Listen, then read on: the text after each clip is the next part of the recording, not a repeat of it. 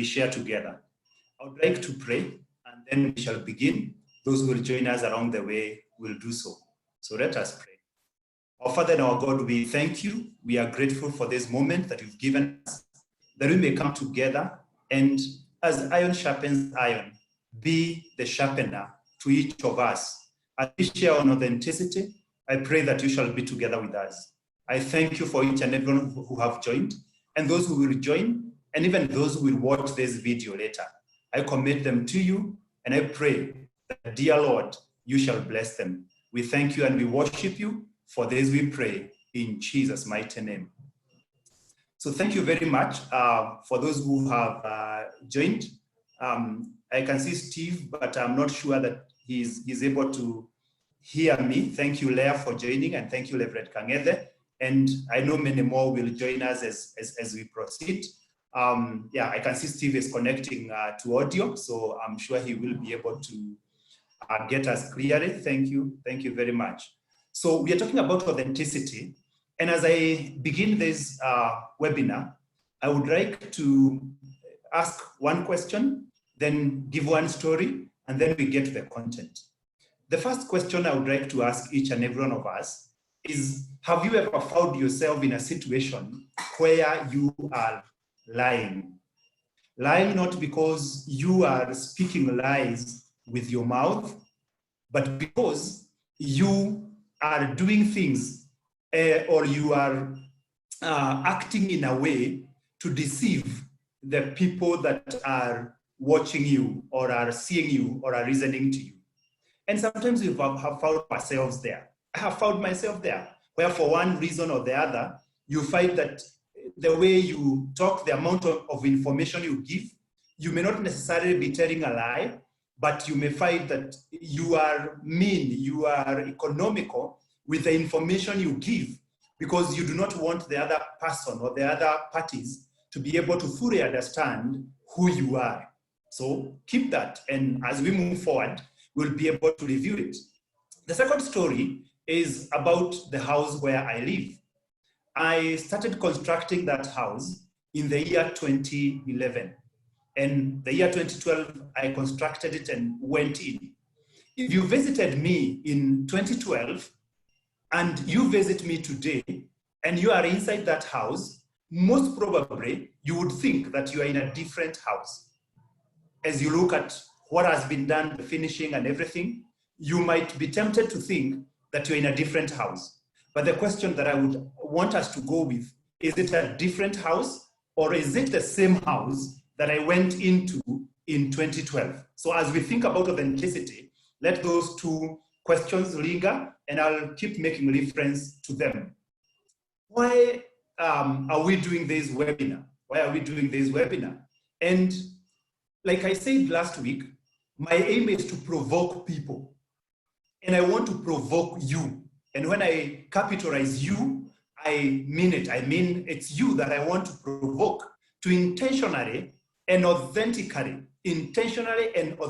So I talked a lot about intentional last time, but we could have more time as days go by to speak about intentionality. But keyword here, authentically, leave you as you pursue and fulfill your God-given purpose. So the keywords here are you, authentic, and your God-given purpose. So you are living your life authentically, not to be able to make anybody happy, not to be able to please anybody, but simply to be able to fulfill that God-given purpose, that purpose that God has given you.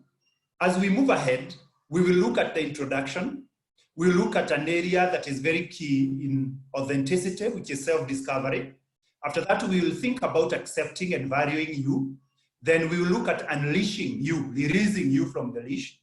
And then we'll conclude and meditate on the takeaways that we have.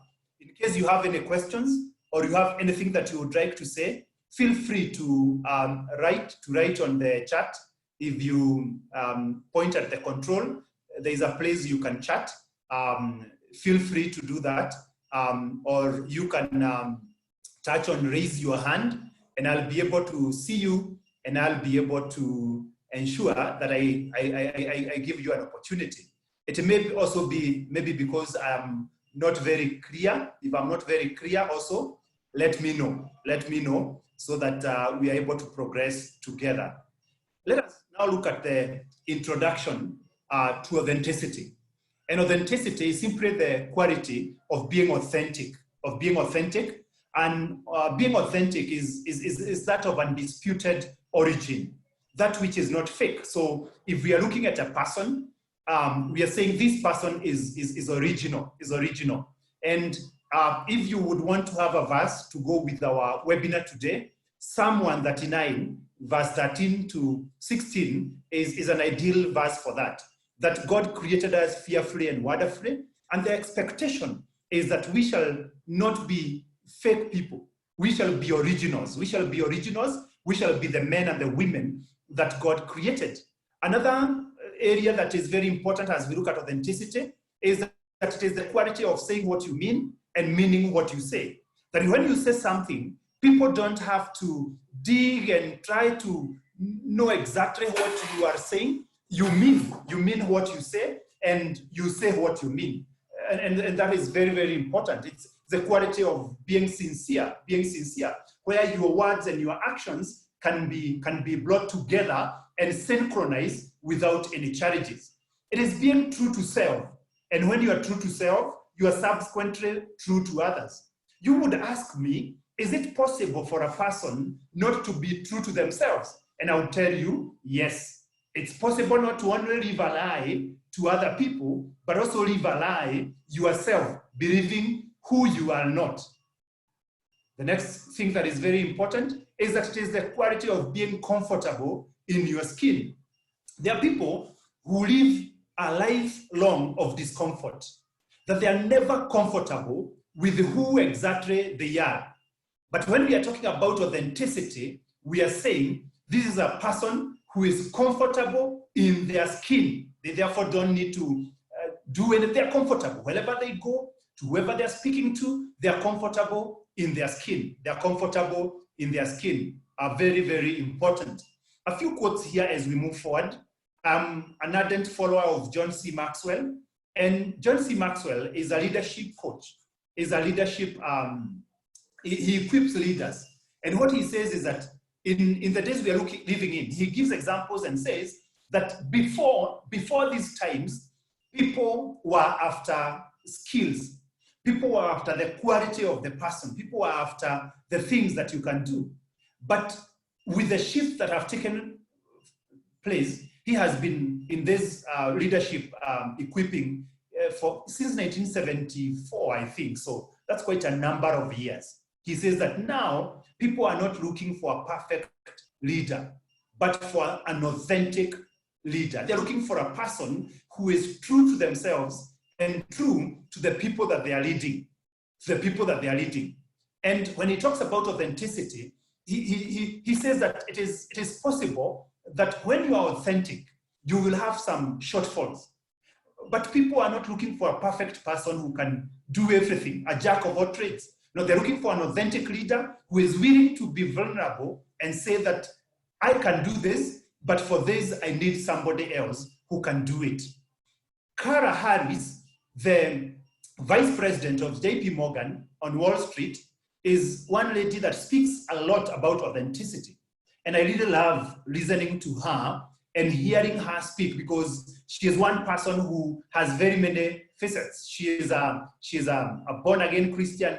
She is a Christian musician. She sings. She's working as the vice president, so as an investment banker, and all these are aspects of her life.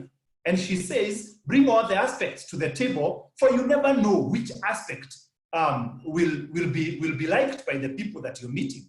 So she says that the authentic you is your distinctive competitive advantage, because nobody can be you the way you can be you. Nobody can be Warui the way I can be Warui. And that is why she says that anytime you try to speak or behave in a way that is inauthentic to who you really are, you are creating a competitive disadvantage for yourself. You are creating a competitive disadvantage for yourself, because God has created us in such a way that he has invested so much in us in terms of the way we look, the skills we have, the knowledge that we have, the talents that we have. And what God requires is that we connect with people, we connect with opportunities, we connect with the platforms that are able to potentially or are able to adequately make use of these skills that he has given us, make use of who we are.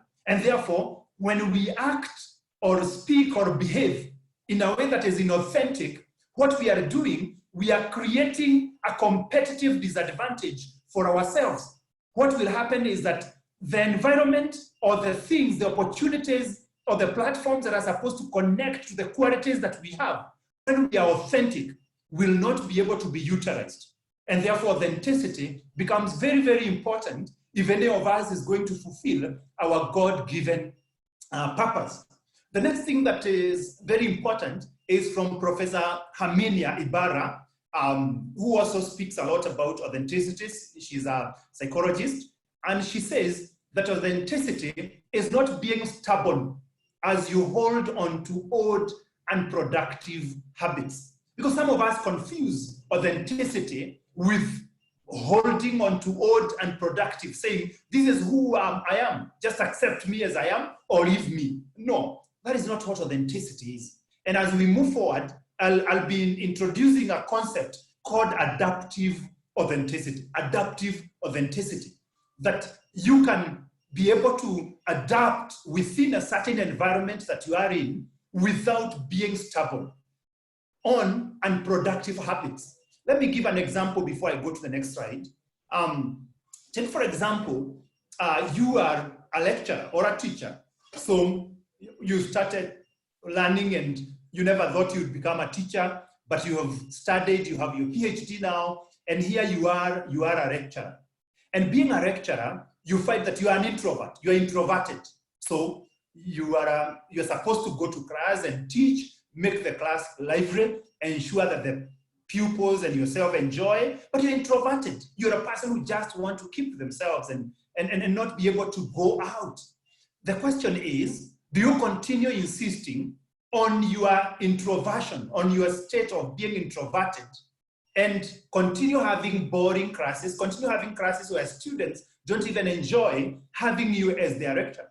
Or do you adapt? How do you adapt to this new opportunity that has availed itself without losing yourself? And that is why I'm calling it adaptive authenticity. That you are adapting without losing control. You are still the lecturer, you're still the teacher, you're still the person who is in control.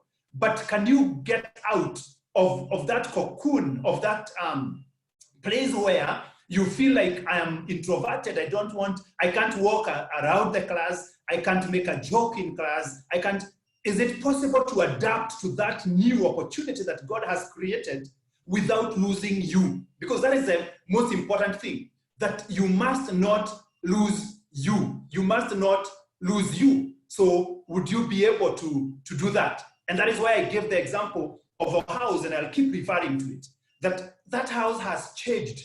A lot has been put in, but it is still the same house that we built in 2012. The ceiling in 2012 may have been a ceiling board. Now it is a gypsum. Has it changed? Is it the same house, or has it changed? And we'll later be thinking and looking at the difference between change and growth. The difference between change and growth. When we change, we become different. When we grow, we become better. And therefore, when I'm looking at authenticity, unless you have not been authentic, that is when I will advocate that you change into the authentic you.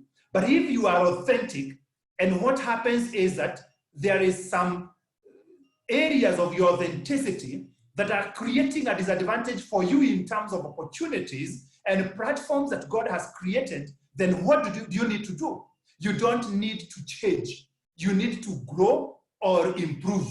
When you grow and improve, you become better. You become a better you.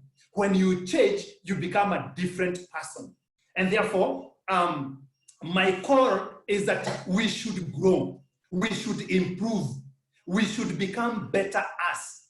We should never lose ourselves as we improve ourselves. We become better as. But again, we should never be stubborn on areas of our lives that may require working on. We must be proactive. If you have read the 7 habits of highly effective people, you will agree with me. There's the Sakho. I think there are 2 or 3 Sakhos. There's the Sakho of Inference, there's the Sakho of Control, and there's the Sakho of Concern. So the Sakho of Concern contains things that you cannot change. The Sakho of Inference and Control contain things that you can change, things that you have control over. The question would be, if within my authenticity, there are areas that I can change, should I continue holding onto them saying, I'm authentic, this is me, accept me as I am, or should I apply the influence, the control that I have and make myself better and improve myself and grow myself? So authenticity is not being stubborn as you hold on to old and productive habits, but rather is adopting adaptive authenticity. Some people will also talk about the paradox of authenticity. So we proceed. Next, I would like to, as we look at the introduction, think about barriers to authenticity. There are many, many barriers to authenticity, but I've just listed a few, and you can think of yourself and see what other barriers are there. One is culture and orientation. Culture, we are talking about the way of doing things that you have grown in. When we were born, there are things we were taught, and things that I continue hearing people telling people. That maybe, take for example, a simple one. If as a young boy I cried, then I would be told, men don't cry, men don't cry. I would be told, men don't spill their beans, just like that. Women will be told, no, a woman must do this. A woman must please a man, a woman. So there are orientations that we were given. And those orientations have created a perception of how we ought to be, either as a man, either as a girl, either as, take for example, I'm a pastor. I grew up in an environment, and there's a way I was cultured as a pastor. And therefore, there's a possibility of me not being authentic because of the influence of the orientation, the influence of the things that I went through, that I grew through. The next one is perceived expectations from others. Because many times we go into places with a perception of what other people expect of us, a perception of what other people expect of us. So that even myself as a mentor, myself as I come in to present this, myself as a pastor, I have the perceived expectations of people. What will surprise you is that many people are too busy with their businesses, they may not even be concerned with so much of what you're getting concerned about. And this can become a barrier, because when I appear, I will behave in a certain way. Last week, I gave you an example of myself going to a place to deliver a sermon, and after the introduction is done on how big I am and all those things, and after I also listen to another speaker ministering, then in my mind, I get an expectation of what people expect. And at that point, as I went to that stage, I was not myself. After doing an evaluation, after delivering that sermon, I was honest to myself. That was not Warui. I was not authentic. Why? I had a perceived expectation that the people I was speaking to were expecting from me. And therefore, this could become a barrier. The other one is a wrong mindset on very many fronts. The other one is bright spots. Bright spots, if you are driving, you realize that you have a rear mirror, you have the windshield where you can see to the front, but there's a place where you can't see. There's a place where all these don't reach. And in each and every one of us, we have areas of our lives which we do not know, things about our lives that we do not know. And because we do not know them, then you find that we become inauthentic with regard to those things. That is why a journey of self-discovery, like we shall be seeing, is very, very important. The other one is overconfidence or low self-esteem. If you are to draw a line and divide it into two, what will happen is that the top line is healthy growth if you grow. The bottom one, we have vulnerability growth, where you can grow because you're vulnerable. You're around people to exactly know who you are. In between, you can stagnate. But if you go beyond the growth that you can accommodate, you can easily become overconfident.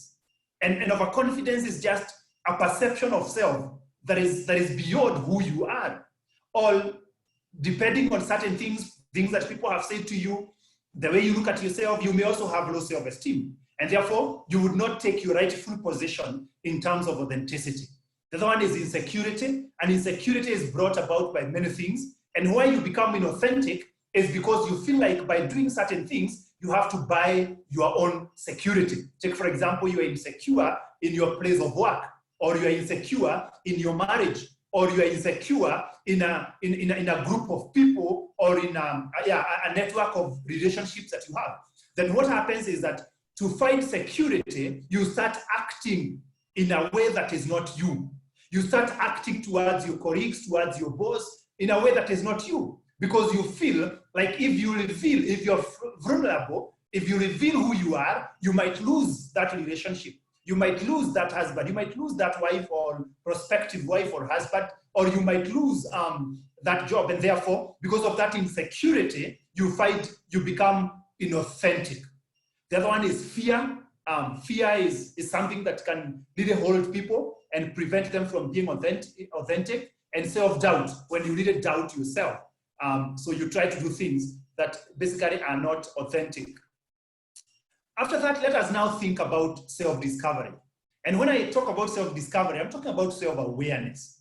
I'm talking about meeting you. There are many people who, if you ask them, who would you want to meet? If you ask me, who would you want to meet in this world? They will have a list of people they would want to meet. Some might say Uhuru Kenyatta. Some might say Kipchumba Murkomen. Some might say PLO Lumumba. Some might say Raila Odinga. You know, there are people they would want to meet. Of course, others would even say Warui. There are people that I meet and they're excited that they have met me for the first time. But the question that I want to pose to you at this point is, have you ever met you? It's true you would want to know so much about me. It's true you would want to know so much about whoever, like when Dr. Geoffrey Griffin was living, I really had looked forward to meeting him and talking to him and understanding what drives him. There are times I really had wanted to meet Wangari Maathai. I have great preachers like David Jeremiah, Charles Stanley, Damian Kyle, that sometimes I feel if I had an opportunity, I would want to meet them. But the question is, have you met you? Have you experienced you?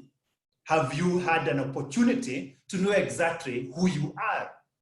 If today I met you along the streets and I asked you, who are you? What would be your answer? And after this webinar, you can sit down and write down, who are you? Or if you are given a full stop, an A4, and you are to write something, my daughter is a candidate, so she writes compositions and gives me to check. If you are to do a composition about who you are, what would you say? Self-discovery is a lifelong journey of paying adequate attention to self. Some of us are too busy with so many things. We are paying attention to affairs that concern other people. But have you ever taken time to pay adequate, when I say adequate, I mean it, adequate attention to self? That it is time for me and I and myself. That sounds selfish, but I believe that everybody should be able to have that opportunity. Self-discovery is an intentional adventure. If not intentional, the world will keep you busy. We are busy. Your job will keep you busy. Your children will keep you busy. Your wife, your husband, your boyfriend, your girlfriend, your neighbor, Pastor Warui, everybody will keep you busy. And you will never have time for self if you do not intentionally set it aside. And so I want to request you that once in a while, I've said it's a lifelong journey. Once in a while, set aside time just for you. Self-discovery is only possible within the confines of genuine, enriching relationships.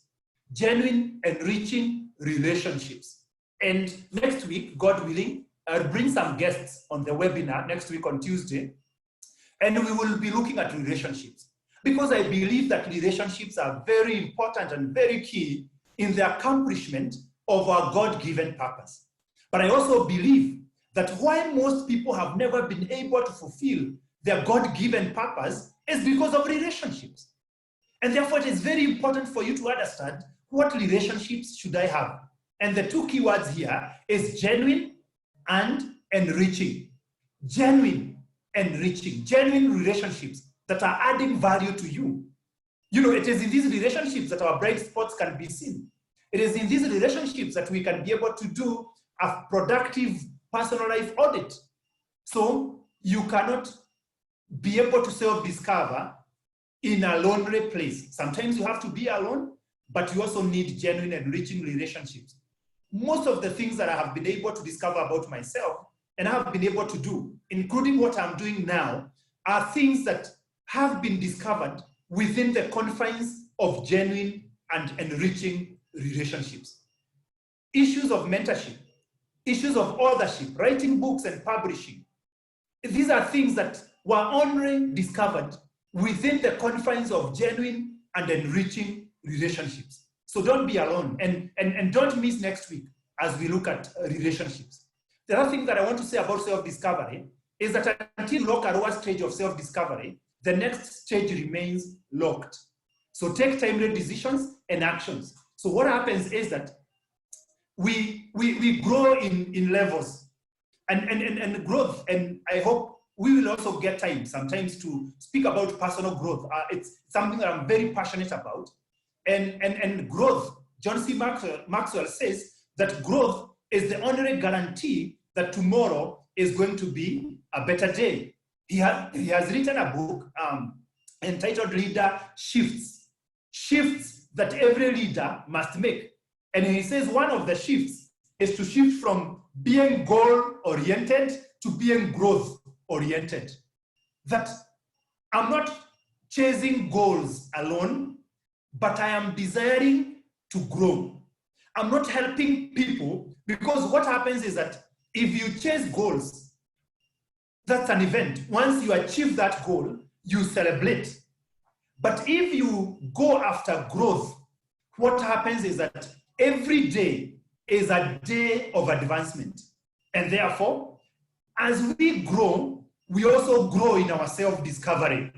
That where I was 3-4 years ago is not where I am today in terms of understanding self.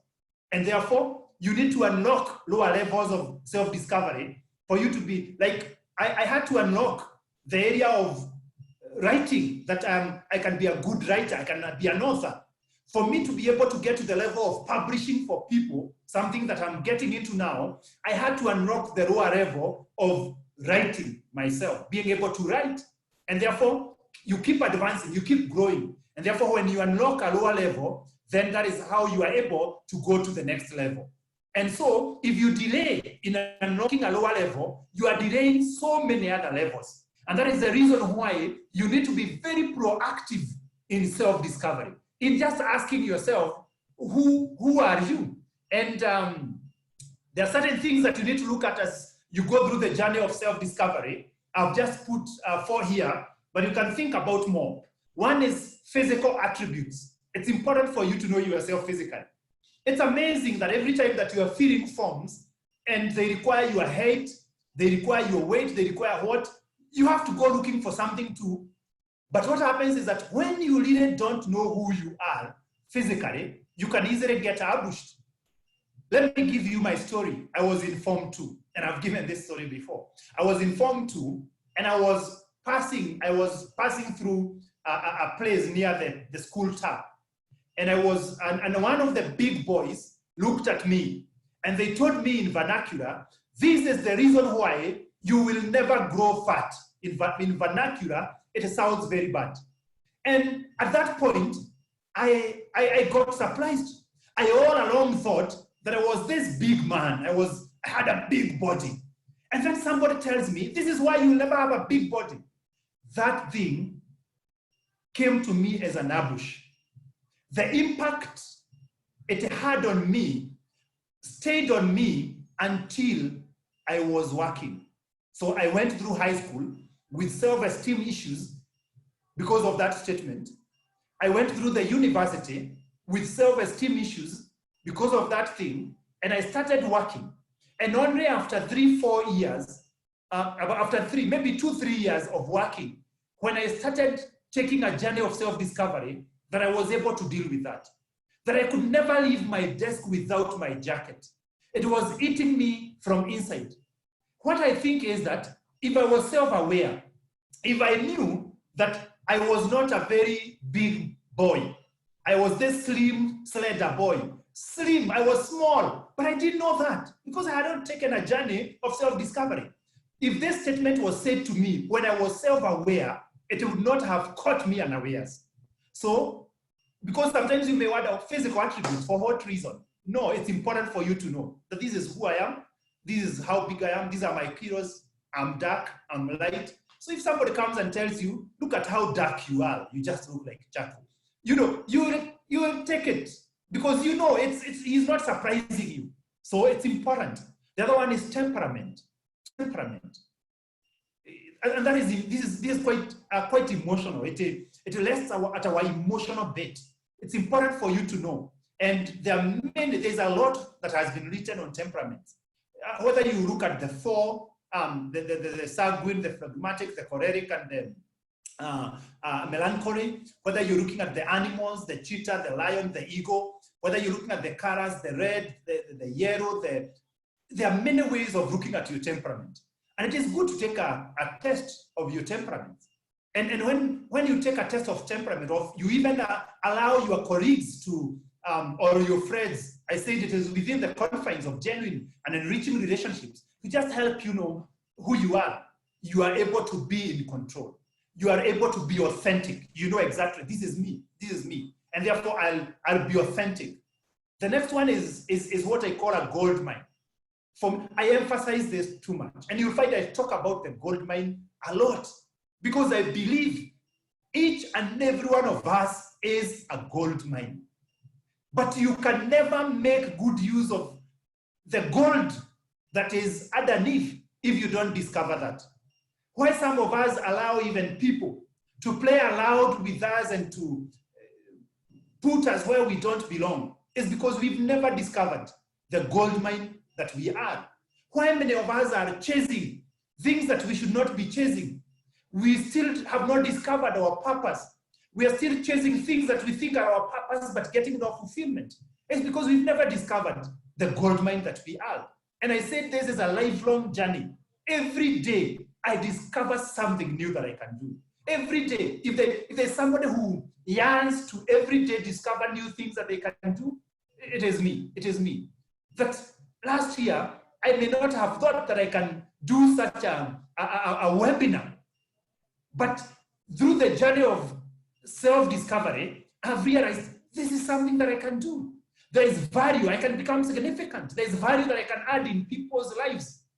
I don't have to restrict myself at my desk doing audit and not do these other things. So I can still do audit and still add value to people's lives. You are a gold mine. Have you discovered that the gold mine that you are? The next one is purpose. Why are you here? Why are you here? There is somebody who said that there are two very important days in the life of every individual. One is the day you are born, and the next one is the day you discover why. The day you answer the question why you are on earth, that will be liberating. You will be authentic. You will be authentic because you know why you are here. And when you know why you are here, you are able even to value self. So, physical attributes. What is your temperament? What manner of gold mine? How rich is your gold mine? And how much have you unearthed that gold mine? And then, what is your purpose? Why are you here? The next step in being authentic is accepting and valuing you. Let me tell you, nobody will ever attach value to you beyond the value that you have attached to yourself. You are the one who sets the price tag for yourself. It is you, nobody else. No matter how they flatter you with words, you are the one who sets the price tag for yourself. And you must never allow a lower price tag than the price tag you believe that is your genuine and authentic price tag. How do you accept and value self? Number one, acknowledge and appreciate your uniqueness. That no matter how best you think other people are, no matter how blessed and talented other people look, they will never be like you. You are unique. And acknowledge that and appreciate that. Number two, acknowledge that God never forgot anything while creating you. You miss nothing. I've written a book from the pastor's heart. And one of the nuggets, one of the 150 nuggets in that book is, did God forget something? Because sometimes as we journey through life, we meet people who are talented, gifted, and created in such ways that we marvel at. But the question that we must ask ourselves, might it be that God forgot something? And I say, God never forgot something when he created you. The way you are, that is how you are supposed to be. And the Bible says, your flame, your days were written in his book, even before the creation of the earth. And therefore, when I realized that God never forgot anything, God never forgot to give me the ability to eat food and get big. The way I am, I became proud of myself. I was liberated. And therefore, no matter, even if you are physically challenged in one way or another, you are adequate. You are enough to be you. You are enough to fulfill the purpose why God created you. Number three, liberate yourself from the fear of what people think of you. They most probably don't even notice. That is a problem. That is sometimes I wish you would wear clothes. Sometimes we say, I miss Wesify. It is the same one I had worn yesterday. Sorry for our international audience. You say that I won't wear this clothes because it's the one I was wearing yesterday. Perhaps if you go to the people you met yesterday and ask them what you are dressed in, you may realize they never noticed. But sometimes we pay undue attention to what people will think or say about us until we lose ourselves. We sacrifice ourselves at the altar of pleasing other people. We sacrifice ourselves at the altar of trying to be the person that we think the other people want. That way you can't be authentic. So you must liberate yourself. The other thing is stay away from inauthentic and toxic relationships. Avoid competition, the competition mentality. You cannot thrive as an authentic person if you will stay within relationships, if you will stay within networks where people are not authentic, where everybody pretends, where people can even borrow vehicles or even borrow certain things to present a person that they are not. That sounds very simplistic, but it happens to people. That we are somewhere, and I started by asking you a question. Have you ever lied? Lied not because you spoke a lie, but because you presented yourself in a way that was not authentic. You said things that you intentionally wanted people to get a picture of you, while that is not you. If you stay within relationships of people who are inauthentic, that happens a lot. The other one is intentionally enumerate and consider the value you add. How would the world be without you? How would the world be without you? Because when you are not authentic, you make the world miss something. God created you to come and solve problems, to come and add value, to come and make a difference. When you're not authentic, you can't make that difference. When you become a photocopy, when you try to live a person you are not, then what happens is that you disadvantage us because we don't get to experience the beauty that God created in you. The question you have to ask yourself at this point is, where do you use your energy? And I talked about the Sakho of Inference and the Sakho of Concern. Take a pen and a paper. List things about you that you can control, or draw a circle, divide it into two. On one side, write things that you can control. On the other side, like things that you cannot control. Maybe you can't control your complexion, how you look. You can't control your voice. You can't control your height. You can't, there are things, and then there are things that you can control. There are temperaments, like if you are a person who gets angry very fast, you can control that. If you are an introverted person, you know, there's a way you could be able to work on that and be able to control it. If you're a person who don't trust people, it's something that you can control. If you're a person who likes working alone because it could work to your disadvantage, take for example, you are a person who likes delivering results alone, and you have had a job that you do it yourself, you alone, and you have delivered results.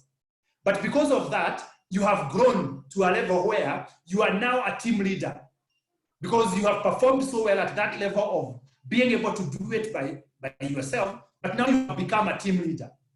Do you continue insisting on doing things alone, or do you work on yourself to be able to coordinate and achieve results from a team? So what can you control and what can't you control? Contextualize it to yourself, and then use your energy on things that you can control. Things that you cannot control, don't spend your energy on them. What happens is, if you increase the output or the influence of the things that you can control, what happens is that the area, I said, if you draw a circle, and on one half you write things you can control, and on the other half you write things you cannot control, if you continue increasing the influence of things that you can control, then what happens is that the influence of the things you cannot control keeps reducing. And that is why John C. Maxwell says, every leader must be a follower. That there are things that you lead in, and there are things that you follow in. You must be able to be honest to yourself that on this area, I am a leader. I can lead. I can show the way. On this area, however good, I must be led. And sometimes you will find you have to be led by people whom you are leading in other areas. Because the world is not like ranked in everything. It's a network, it's a web that you may be my leader in one area, but I may be your leader in another area, because my strengths are not your strengths. There are areas that you must allow people to help you, and therefore things that you can't control, the best thing to do is to either have those areas taken care of. Don't try to do things. If you are a manager, you are a supervisor, don't try to do everything. Allow people to do well and thrive in the areas they thrive. Allow people to also be able to lead. What do you make peace with? What do you make peace with? I hope we are together. I see there's a disruption.